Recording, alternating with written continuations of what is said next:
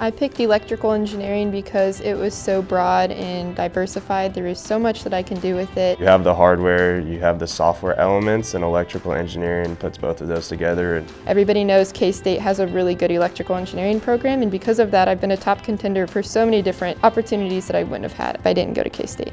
What's definitely stood out the most to me has been the openness of professors. They like being able to pass on their knowledge and work with students in that way. One thing that's super unique that I've seen in the college is how much creativity that electrical engineering field gives you. Everything in the world involves electrical engineering, and so as I go through my classes and we learn more about how all of these things are applied in the real world, it's really great to be able to see all of it. Being able to live out the dream of being an electrical engineer has definitely been my absolute favorite part.